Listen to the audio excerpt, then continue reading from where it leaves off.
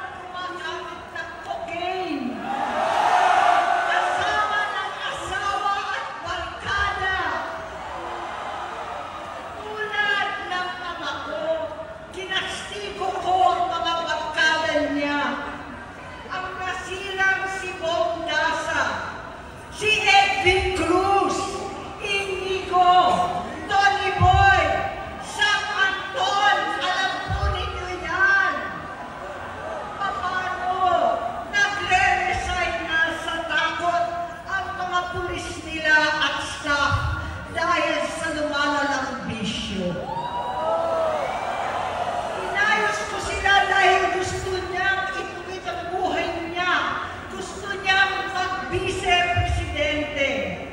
Hindi siya pinalad at lalo nagkaroon ng oras para sa bisyo. Simula noon, naging malabo sa amin ang lahat. Kaysa mag-away, bigla na lamang lumayo ang loob namin sa isa't isa. Noong 2016, kasabay ng kampanya ni dating Pangulong Duterte laban sa droga, lumabas ang pangalan ni Bongbong sa listahan. Nakasama siya sa listahan ng mga celebrities, mga artista, Maricel Soriano at iba pa. Masinsinan kong kinausap si Pangulong Rodi. Halos manikluhod ako. Sinabi ko ayon sa kapulisan, dapat unahin, usigin ang mga pusher at saka na lamang sagipin ang mga user. Naligtas si Bongbong. Labis ang takot ko at pag-aalala. Kinausap ko siya at nagsabi siyang talagang siya ay nagbabago na. Muli at lagi, hindi ako nawalan ng pag-asa. Ako'y naniwala ulit. Mula noon, ang natatanggap ko na lang na balita tungkol sa kapatid ko ay regular na magpapadoktor. Kaya kumalma naman ako. Inisip ko, totoo, dahil na-opera na ang tuhod niya sa gout. Siguro, totoo na ito. Hanggang nito, na lamang nalaman ko na tuloy ang paggamit niya sa mga party na garapalan ng hahain ng droga. Pinagmamalaki pa ng mag-asawang kayang-kaya nila ang microdosing ng cocaine. Hati-hatiin daw para 4 na beses sa isang araw. Hindi mabibisto. Ang pagpapadoktor, pinalabas nila ang pag-stem cell. Nagpapalit daw ng dugo, nagpapa-blood transfusion.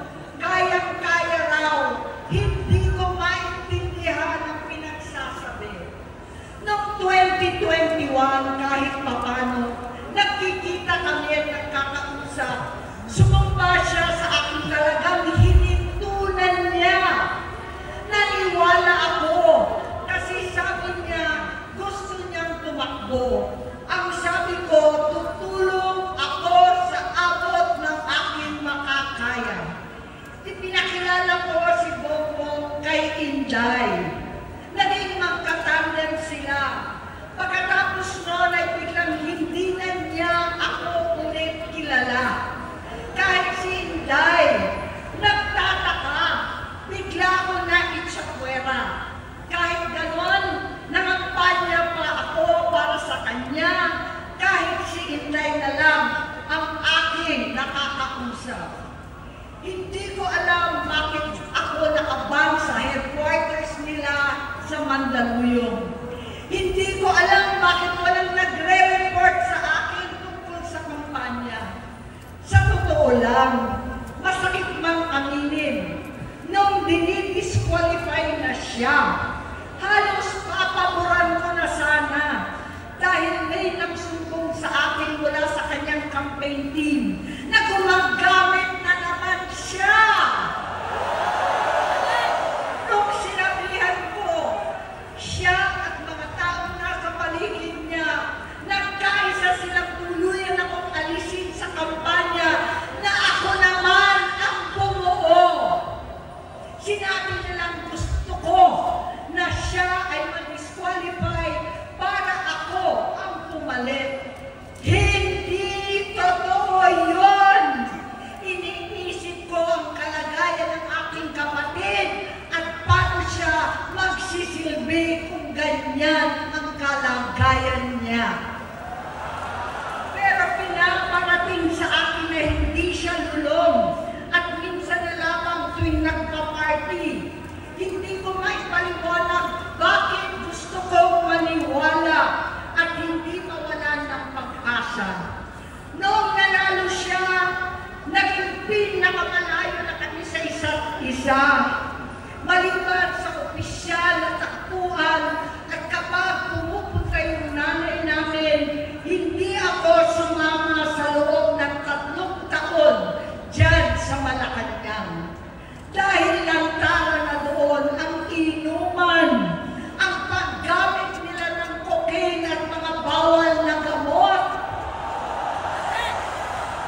Hindi ba nila nakikita, naririnig, kakaiba na siya magsalita, hindi na maintindihan kung ano-ano na sinasabi at wala na sa sarili.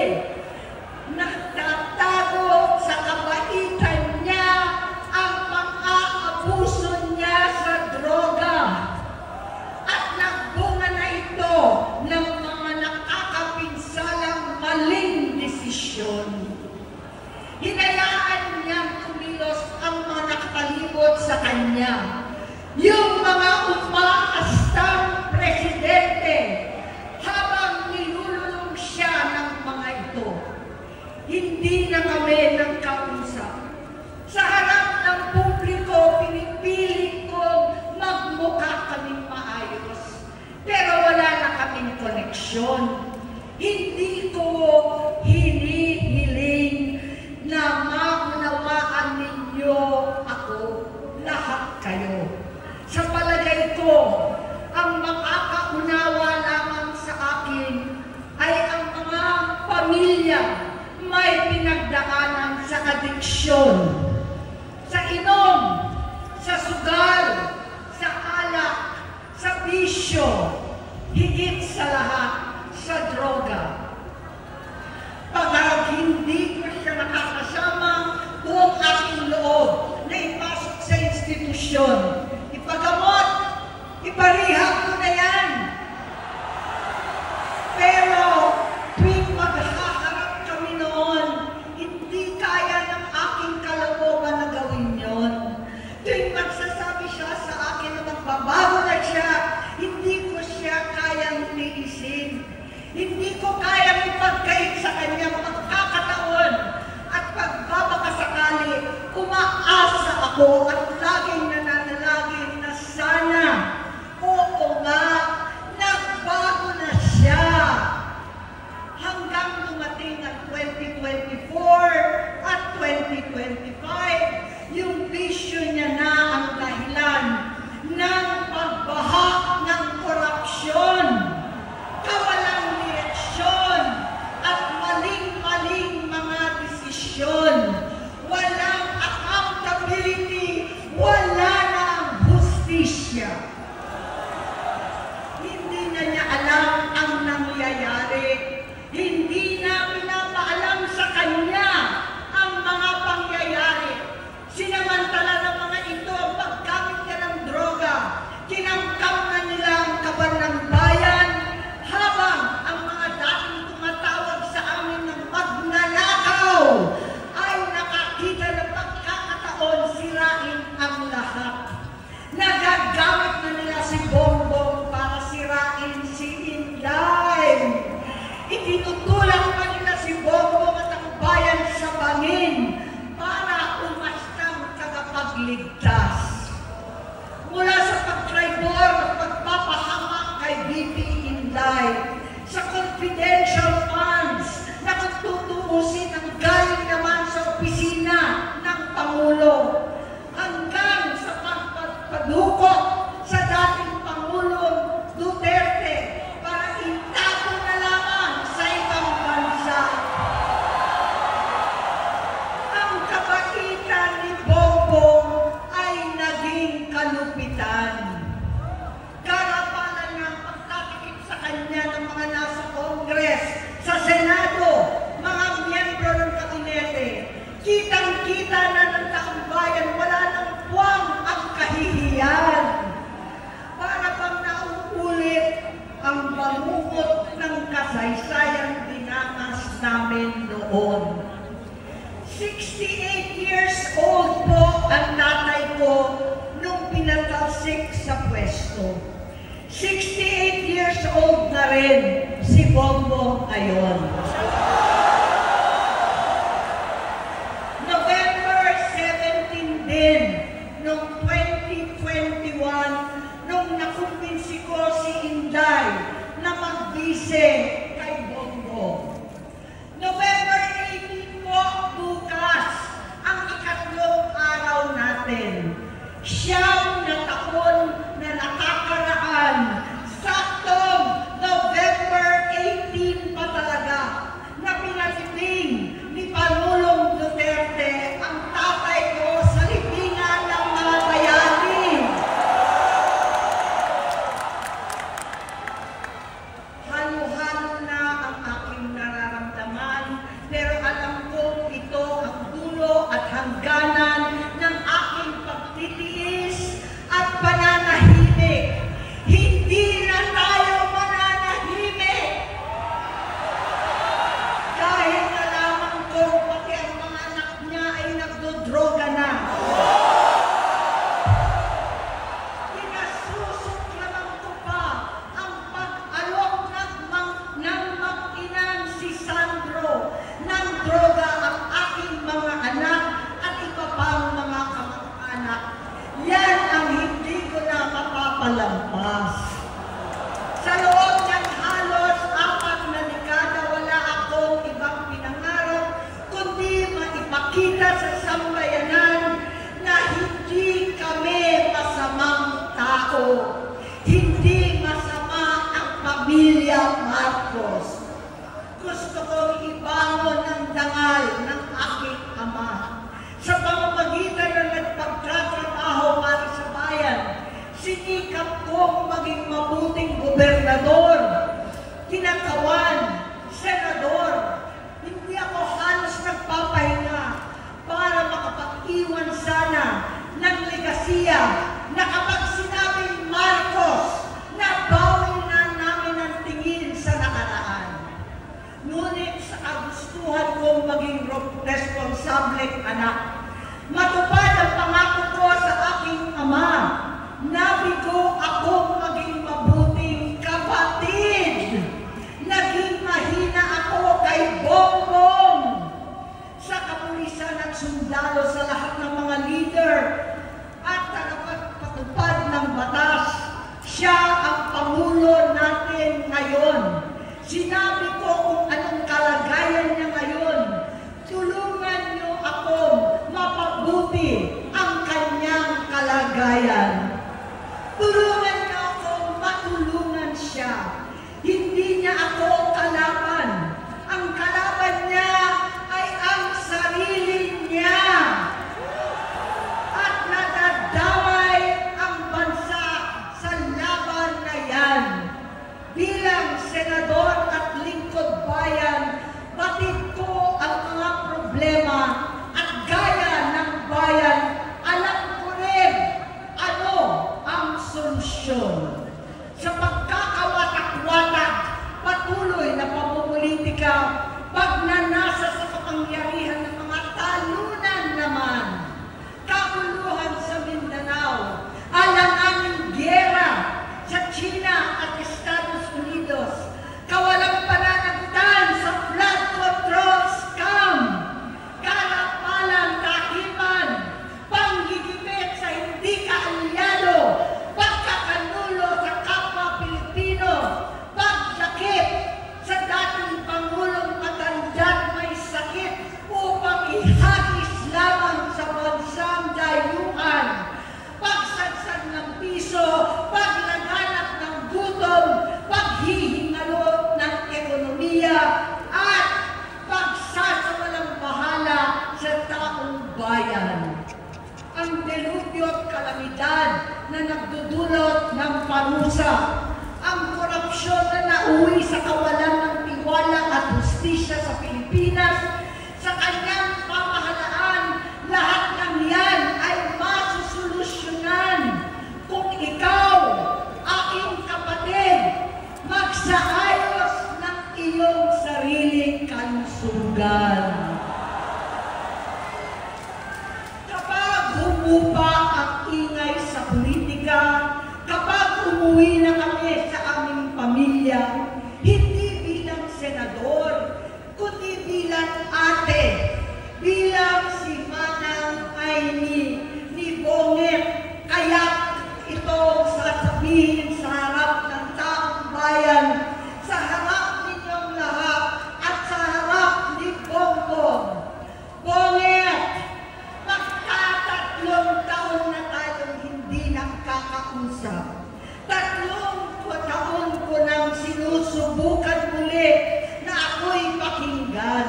Siguro ngayon ay makakarating ng buo ang gusto kong sabihin. Walang mababawasan, hindi madadagdagan. Bongbong, nag-aalala sa iyo si Manang. Tuwing nakikita kita sa TV, gusto kitang puntahan. Napakalaki ng pinagbago mo. Itsura, pagsasalita, takbo ng pag-isip. Minsan, napapatanong ako sa sarili ko, ikaw pa ba yan? Si Bongbong ba talaga yung nakikita ko? Pero ako, aling ko, ako pa rin ito. Ako pa rin ang ate mo na tumayong ama't ina sa inyo sa ibang bansa. Ang kasama mo sa sumubok na sanggahin lahat ng sakit para sa iyo. Ang kapatid mo na hindi mo kailangan hingan ng tawad dahil agad ka nang iniintindi at tatanggapin dahil mahal kita. Nasa Bagong Tipan, kay Lucas, Kapitulo 17, versikulo 3 hanggang 4. Kung magkasala ang iyong kapatid, sawayin mo siya. At kung siya'y magsisi, patawarin mo siya.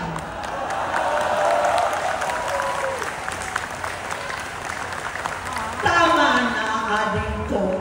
Tapusin mo na ang paghihirap mo at ng bayan. Gaya nung umalis tayo sa palasyo, kaya mo pa rin hawakan ang iyong kamay, huwag kang matakot. Malaki na ang dulot sa iyo ng droga. Sinisisi ko ang sarili ko dahil hindi ako nakinig sa mga sumbong. Hindi ako nakialam. Hindi ako maniwala. Pero hindi pa huli ang lahat.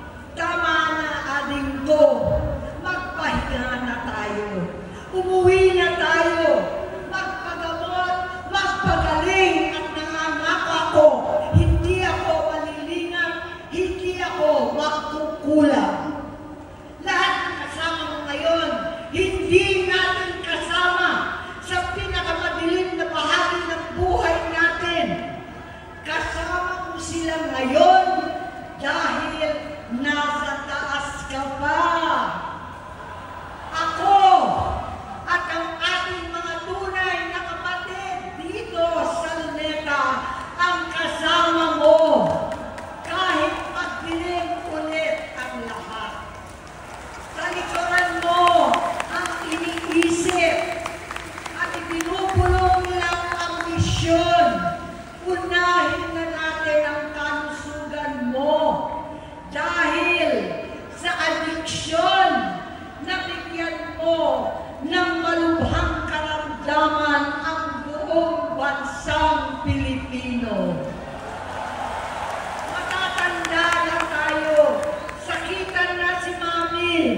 Alagaan na lang natin ang isa't isa. Kaliwat kanan man ang panghuhusga sa akin.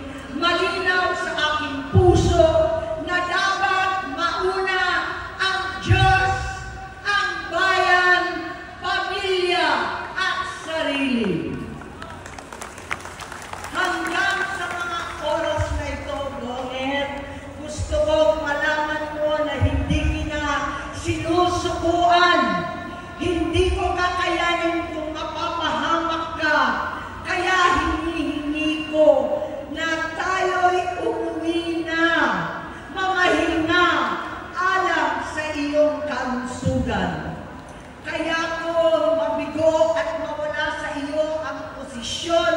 pero hindi ko kayang mawala ka sa amin. Ayusin mo ang sarili mo. Magpagamot, alisin ang droga sa iyong sistema. Wala akong ibang gusto kundi gumaling ka, malagpasan natin ito muli. Dahil wala akong ibang hinahangad bilang ate, kundi maging masaya ka, maging ligtas sa panganib, malusog, matagumpay sa buhay.